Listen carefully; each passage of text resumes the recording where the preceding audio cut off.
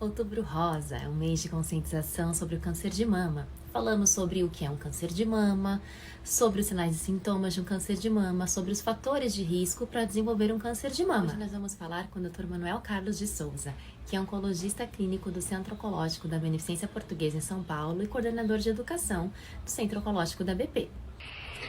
Olá a todos, bom dia. Eu me chamo Manuel Carlos, sou médico oncologista da Beneficência Portuguesa de São Paulo e agradeço muito o convite para a gente conversar um pouquinho aqui sobre câncer de mama. Eu e a Tamara, nós vamos conversar sobre alguns momentos muito críticos na jornada do paciente de câncer de mama para relembrar aí, esse último dia do Outubro Rosa, a importância da gente fazer a prevenção, para a gente conseguir a cura dessa doença em todas as manifestações. Nós já falamos sobre o toque, o autoexame das mamas, a importância da mamografia a partir dos 40 anos. Tudo isso para tentar diagnosticar um câncer de mama no início, nessa lesão na mamografia. Então, agora, existe uma alteração na mamografia, um nódulo suspeito de câncer de mama. E agora? O que a mulher precisa fazer? Um dos momentos mais difíceis na jornada da paciente é o primeiro momento, quando ela recebe o diagnóstico de câncer de mama, né? A gente tem construído na nossa cabeça, digamos, no nosso consciente coletivo, se é que ele existe, uma imagem do paciente com câncer, né? E essa imagem vem da literatura, vem das artes, vem do teatro, vem da novela, que é a imagem daquele sofrimento, daquela condenação à morte, né? Da morte mais próxima, de um aviso, às vezes, por vezes, muito cruel de como a morte está chegando. Essa visão era muito realista, né? Na época em que foram feitas os livros, na época em que as peças foram montadas, na época que isso tudo aconteceu. Mas nos últimos 30, 40 anos, a história da oncologia mudou bastante. A gente conseguiu tornar uma doença fatal em uma doença crônica, muitas vezes, e em uma outra quantidade boa de vezes, uma doença crônica numa doença curável. O que significa isso? Significa que hoje em dia a imagem que a gente construiu em nossa mente, ela precisa ser remodelada, né? E por isso é tão importante as pessoas que tiveram o diagnóstico e que estão no tratamento apareçam para a gente ver, para a gente mudar, para a gente conscientemente entender que aquela imagem da literatura, daquela pessoa sofrendo num porão, com uma cara toda pálida, com dores excruciantes, não é tão real assim. Entretanto, ainda quando a gente recebe esse diagnóstico, a gente se sente nessa situação. A gente é obrigado a se deparar com a finitude, né? Uma reflexão filosófica sobre isso é muito importante, né? A gente sempre precisa refletir sobre a vida, né? O Santo Agostinho dizia que se a gente não refletir sobre a vida, é uma vida que não vale a pena ser vivida. É um primeiro momento para a gente fazer isso. E para isso a gente precisa de informação, né? E a gente está aqui para isso. Bom, feita a confirmação de um câncer de mama, quais são os próximos passos? Como é feito então o diagnóstico final desse câncer de mama e quais são os tratamentos existentes para combater esse câncer? O diagnóstico de câncer de mama hoje, ele é feito, na maioria das vezes, no começo da doença, né? Isso significa que a gente vai curar a doença. Como assim começo?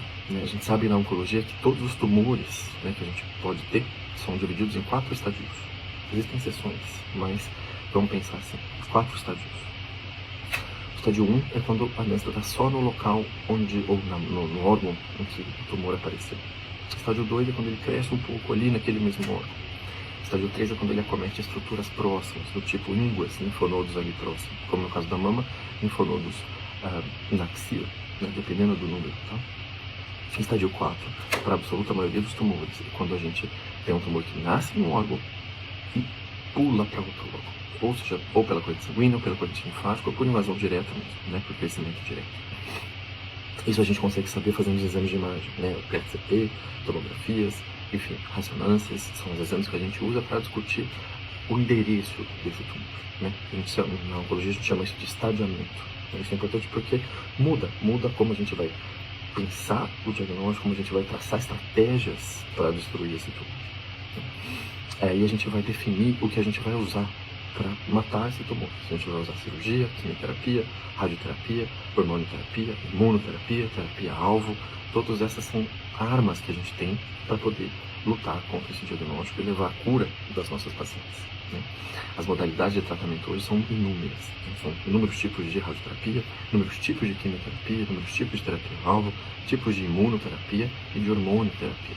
A gente tem à nossa disposição uma gama enorme de conjuntos de tratamento, de conjuntos de ferramentas para que a gente possa hoje levar a melhor taxa de cura possível com o menor impacto em qualidade de vida possível, tá bom? É uma doença grave, mas que a gente tem o que fazer, a gente tem como pegar essas pacientes e trazer de volta a uma vida normal.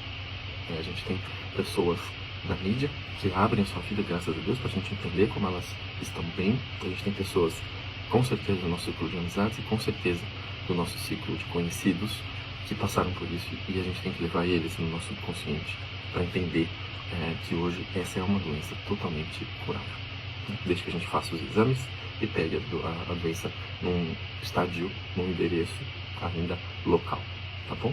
E nesse contexto, é muito importante lembrar que cada minuto conta. A agilidade é fundamental entre a suspeita e a confirmação do diagnóstico final e início do tratamento. Quais são os profissionais, membros da equipe multidisciplinar que juntos conseguem proporcionar esse tratamento para as mulheres com câncer de mama? Obrigado, tá? Como toda doença complicada, e o câncer é uma doença que a gente chama de quaternária, né? A gente costuma dividir a complexidade das doenças em 3 níveis. As doenças simples, do tipo gripes, do tipo dor de garganta simples, do tipo um machucado simples na pele, a gente chama isso de doenças primárias, né? Que a gente consegue cuidar na UBS para quem está no SUS, ou a gente consegue cuidar com um cuidado simples para quem está na saúde suplementar. Doenças de nível secundário são as doenças que a gente chama de doenças de baixa potencial de complicação, né? Ou seja, hipertensão ainda no estádio inicial, diabetes ainda no estádio inicial, doença renal crônica ainda no estádio inicial, são todas doenças que a gente não precisa de uma estrutura grande ou de um grande número de profissionais para cuidar. Doenças terciárias, a gente chama aquelas doenças mais complexas, doenças neurodegenerativas, doenças do coração complicadíssimas, ou doenças avançadas da hipertensão, da diabetes, ou doenças infecto-contagiosas graves, né? O câncer consegue extrapolar a complexidade de todas essas doenças, e isso é algo que a gente está aprendendo. Por quê? Porque um profissional só não é capaz de tomar conta de tudo o que o câncer gera no indivíduo e na sua família. Um paciente com câncer, ele vai afetar não só a vida dele, mas a vida de todos aqueles que estão em volta dele. E para isso ele precisa de uma série de profissionais. O médico não é o único profissional que dá conta de tratar uma doença tão complexa assim. A gente entende de protocolo, a gente entende de ver as imagens de progressão, a gente entende de complicações de quimioterapia, mas a gente precisa do profissional, do enfermeiro navegador, para poder fazer o segmento desse paciente correto, para saber se ele está fazendo os exames no tempo correto, se ele está tomando os remédios no tempo correto, se ele está tendo algum tipo de efeito colateral que ele não falou em consulta, para ele ter alguém para poder entrar em contato rapidamente, né? Ele precisa de um profissional de nutrição para lhe dizer qual a dieta mais adequada, como ele deve comer, se ele deve comer em todos os períodos, né? Se ele deve fazer jejum ou não, se ele pode comer açúcar, né? Essa é uma pergunta que a gente escuta todos os dias no consultório, se açúcar alimenta tumor. Então, o profissional de nutrição é muito importante. O fisioterapeuta, né? A gente sabe que a quimioterapia e os tratamentos oncológicos vão machucar algumas células, vão levar a gente a uma perda de massa magra, né? Então ele precisa de um fisioterapeuta para mantê-lo em boa forma, para manter o peso adequado, para mantê-lo ativo, para mantê-lo sem dores articulares quando faz uso de hormonioterapia, né? A gente precisa desses profissionais para poder levar o tratamento de uma forma mais adequada e melhor, tá? A gente precisa do fonoaudiólogo naqueles pacientes que têm algum tipo de necessidade de reabilitação para mastigação e deglutição. A gente precisa do psicólogo, né, para dar conta das demandas emocionais do paciente e da família e do cuidador, né? A gente precisa do farmacêutico para saber se algum tipo de remédio que o paciente toma interage com a quimioterapia que a gente vai fazer, se a dose da quimioterapia que a gente vai fazer está correta, para duplamente checar junto com o enfermeiro e com o profissional médico se existe alguma interação, algum erro na dose, no cálculo ou no andar correto da quimioterapia.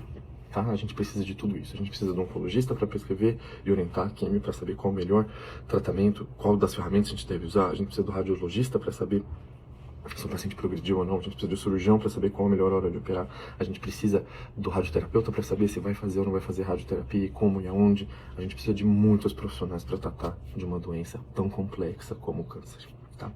A gente precisa de muita gente, a gente precisa de muito apoio, e isso é bom, porque quanto mais cabeças pensam em um problema, melhor ele é resolvido. Então, tá, e explica pra gente o papel do enfermeiro, tão importante nessa jornada. Nós, enfermeiros especialistas em oncologia, também fazemos parte da equipe multidisciplinar. Nós recebemos e acolhemos essas pacientes e fazemos uma avaliação das necessidades ao início do tratamento dessas pacientes. Unindo, então, as necessidades detectadas nessa avaliação inicial das pacientes com as necessidades provenientes do tipo de diagnóstico, do tipo de tratamento que elas irão fazer, levando em consideração as preferências dessa paciente, nós traçamos então um plano de cuidados ao longo desse tratamento. Nós sanamos dúvidas, nós reforçamos as orientações médicas, nós orientamos sobre os medicamentos que essa mulher irá receber, qual é o uso correto desses medicamentos, possíveis efeitos colaterais que eles podem causar e como manejar, gerenciar esses eventos. Também entramos em contato com essas mulheres durante o período no qual ela não está conosco no centro de infusão ou no hospital, para saber como ela está em casa, zelando pelo bem-estar dessas mulheres em casa. Por ser o enfermeiro profissional que mais tempo passa com as pacientes, nós acabamos coordenando todo o seu cuidado, conciliando todas as informações de saúde da paciente, com as orientações médicas, com as orientações dos demais membros da equipe multi, conduzindo então o caso da paciente. É importante ouvir isso de um médico. Então, Dr. Manuel, por que o cuidado multidisciplinar, assistência multidisciplinar é o padrão ouro de tratamento para os pacientes com câncer? Obrigado, Tamara, por explicar pra gente o papel do enfermeiro nessa equipe multiprofissional, que é tão importante. E exatamente esse é o tema que eu quero falar para vocês. A gente sabe da literatura que eu expliquei como é complexo o tratamento do câncer, né? E não adianta a gente ter um caso, 2 casos no ano de pacientes com câncer e contar com esses profissionais que não vão ter tanta experiência naqueles casos, né? A gente sabe que existe uma curva de aprendizado para todos os profissionais. A gente precisa de casos para entender como é que funciona algum tipo de tratamento para poder indicar da melhor forma correta todos os tratamentos naquela doença específica, né? E o câncer não é diferente, gente. A gente tem uma curva de aprendizado. A gente precisa saber que os cirurgiões, por exemplo, precisam ter uma expertise para operar bem certos casos complicados. Os radioterapeutas precisam ter expertise para poder tratar algum tipo de paciente. Os oncologistas precisam de expertise para poder indicar um tratamento correto e não se confundir ali na hora. Os enfermeiros precisam de expertise para navegar corretamente, para saber o tempo adequado, o modo e a frequência de monitoramento desses pacientes e assim por diante. Então, um centro oncológico, por si, ele vai ter melhores resultados do que aqueles que não são os centros em si. E a diferença é justamente essa, o número e a quantidade de experiência que a gente tem. Doutor Manuel, né? Obrigada pelo nosso bate-papo. Estamos chegando agora no finalzinho. E eu gostaria de te pedir, qual mensagem você deixaria para todas nós nesse Outubro Rosa de conscientização sobre câncer de mama? Vou falar para vocês uma coisa que eu aprendi na literatura, né? Talvez uma das mais antigas formas de arte que a gente tem. William Shakespeare, um dos grandes autores aí da nossa modernidade, 1400 e pouco para cá, escreveu um texto chamado Hamlet, no qual alguns críticos consideram a gênese do homem moderno, né? E ali em Hamlet ele faz uma pergunta que todos sabemos a pergunta, mas não sabemos a resposta, né? Ser ou não ser? Eis a questão. Ser ou não ser o quê? Né? Ser ou não ser o quê? E a resposta que a gente tem da literatura é ser ou não ser responsável pelo próprio destino. A gente sabe que todos temos um medo intrínseco, né, de nos responsabilizar por aquilo que pode acontecer no nosso destino, né? Muitas vezes é por isso que a gente responsabiliza outros ou deixa de tomar responsabilidades e se vê como vítima das situações. Isso não é prerrogativa individual, não. Isso é nosso como espécie, como parte da condição humana, né? E naquele livro ele relata isso na mulher de Hamlet, Ofélia, que quando se vê numa situação na qual a perda do sogro, que era o rei da Dinamarca, e uma necessidade de estar forte por todas as histórias que estavam vindo contra ela e o marido, ela toma-se de desespero e comete suicídio. Né? Esse ato, né, a morte de Ofélia, é muito marcante na história. Né? E ele, depois disso, o Hamlet toma algumas decisões e na qual ele vai procurar vingança contra todos os outros personagens ali. A grande história não é sobre a vingança, mas sobre ele ter tomado para si a responsabilidade de resolver os problemas que estavam acontecendo ao seu redor. Independente de como ele resolveu, a gente sabe que é uma grande dificuldade da condição humana da gente ir atrás disso, por conta simplesmente do medo do resultado, medo do diagnóstico, medo do tratamento. São gigantes que nos bloqueiam de caminhar para frente. Esse trabalho todo que a gente está fazendo, eu parabenizo muito a Tamara, o Aimon e todos aqueles que fazem a campanha aqui no Outubro Rosa para desmistificar esse gigante, esses medos, porque assim a gente consegue enfrentar melhor e assumir essas responsabilidades pelo nosso destino. A gente sabe que quanto mais cedo a gente faz o diagnóstico, melhor são as taxas de cura, né? Isso não significa que o tratamento é fácil. A gente tenta fazer da melhor forma possível, com o maior número de pessoas possível, com a melhor ajuda possível. Mas a gente depende fundamentalmente da paciente procurar fazer os exames, da paciente procurar se cuidar. E isso é assumir responsabilidade pelo próprio destino. E a gente sabe o quanto de medo existe nesse ato. Isso não é prerrogativa das mulheres, isso não é prerrogativa do Outubro Rosa, isso é de todos nós. Então, assumir essa postura de responsabilidade do seu próprio destino, deixarmos de ser Ofélias, deixarmos de ter tanto medo dos gigantes que nos amedrontam, faz parte da nossa decisão, da nossa ser ou não ser. E isso é importante, e esse trabalho do Outubro Rosa serve para lembrar a todos nós de tudo isso. Tá bom? Parabéns a todos, e vamos nos tornando cada vez mais Hamlets, cada vez mais responsáveis e diminuindo os gigantes que atravessam o nosso caminho. Um beijão para vocês. Tchau, tchau. E mais uma vez, então, eu gostaria de lembrar o quão importante é que mantenhamos hábitos de vida saudáveis, que façamos os nossos exames preventivos anualmente. Se cuide, se toque, vá ao seu ginecologista, faça a sua mamografia anualmente a partir dos 40 anos. Lembrando que quem procura, acha sim, mas quem procura também pode curar. Se detectado precocemente, as chances de cura dessas mulheres com câncer de mama é de 95%. Então, vamos deixar nossos medos de lado e nos cuidar? Juntas, a gente encara.